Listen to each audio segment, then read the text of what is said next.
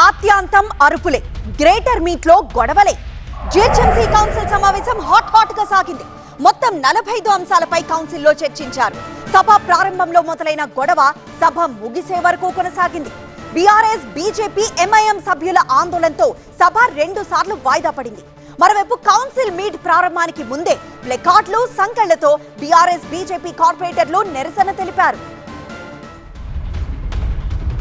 జీహెచ్ఎంసీకి good news చెప్పింది ప్రభుత్వం. ప్రతి కార్పొరేటర్ కు 2 కోట్లు ఇవ్వాలని నిర్ణయించింది.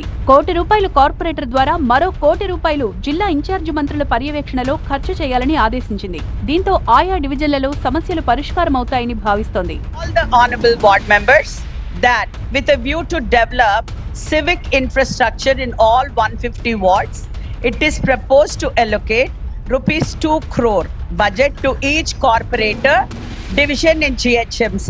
Crore is proposed for sanction for the works directly proposed by the corporator in his or her division, and another ₹1 crore for the works proposed by the corporator with the consent of district incharge minister.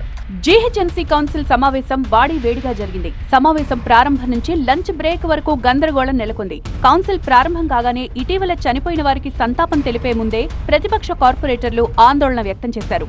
వందే మాతర గీతాలాపన సమయంలో MIM corporators లేచి నిలబడలేదని BJP సభ్యులు ఆరోపించారు. BJP, MIM ఆందోళనలతో కౌన్సిల్లో కొద్దిసేపు గందరగోళం నెలకొంది.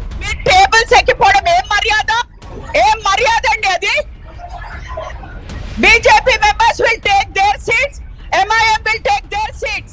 If not, the members will be thrown. The members will be taken out. Your ex officio members are sitting here and you are getting onto the chairs and fighting. Are we rowdies? No, are we rowdies? We are all members. వందే మాతర గీతాలాపన సమయంలో లేచి నిలబడని కార్పొరేటర్లపై చర్యలు తీసుకోవాలని demand చేశారు MP Raghunandan. మేము పార్టీలను ఎవరిని కూడా కించపరచలేదు. వందే మాతర గీతం ఆలాపించమంటే ఎట్లా కూర్చుంటారు కార్పొరేటర్లు అనేది మేయర్ గారు ఆలోచించాలి. ఇది జాతీయ గీతాన్ని గౌరవించారు, జాతీయ జెండాని గౌరవించారు.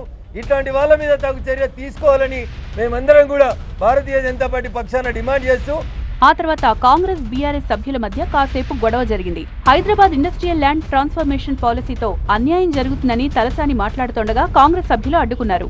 ఇండస్ట్రియల్ ట్రాన్స్ఫార్మింగ్ అని చెప్పి కొత్తగా ఒక జీవో ఇచ్చారు అధ్యక్ష. ఈ జీవోలో ఏంటంటే ఇండస్ట్రియల్ జోన్స్ ఏవైతే బాలానగర్ కానీ, చీడిమెట్ల కానీ, కుషాయిగూడ కానీ, ఇక్కడ చెర్లపల్లి, ఉప్పల్ ప్రాంతాలు కానీ, కాటేదాన్ ప్రాంతాలు కానీ వాళ్ళకు ఆ భూములు అప్పనంగా ఇచ్చేటువంటి చెప్పనివ్వండి. ఇండస్ట్రియల్ పాలసీపై చర్చకు సిద్ధమన్నారు కాంగ్రెస్ నేతలు. కౌన్సిల్లోనే కాదు, అసెంబ్లీ, మండలిలో ఇది చర్చించాల్సిన అంశమన్నారు.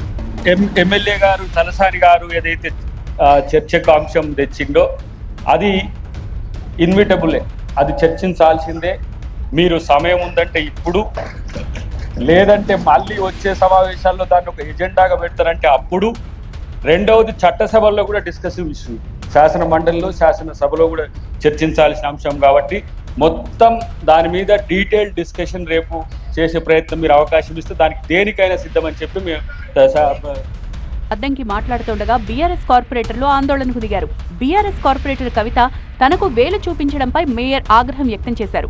దీంతో మేయర్ కు క్షమాపణ చెప్పాలని కాంగ్రెస్ సభ్యులు డిమాండ్ చేశారు. ఎక్స్ అఫీషియో మెంబర్ గారు మాట్లాడుతున్నారు. We know how to respect our ex officio member. You don't have to get up. మీరు లేవద్దు, కూర్చోండి. Sit down. I said sit down. I said sit down. Please sit down. Please sit down. We know how to respect ex officio. Don't show your finger. Kavita, don't show your finger.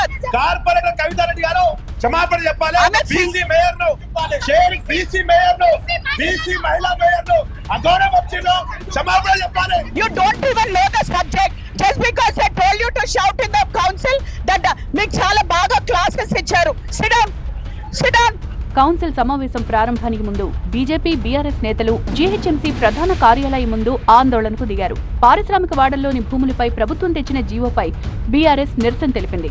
Greater పరిధిలో పెరిగిన ట్యాక్సులకు నిరసనగా బేడీలతో BJP కార్పొరేటర్లు నిరసన తెలిపారు. బీజేపీకి చెందిన ఓ corporator దున్నపోతును తీసుకొచ్చి వినతి పత్రం అందించారు.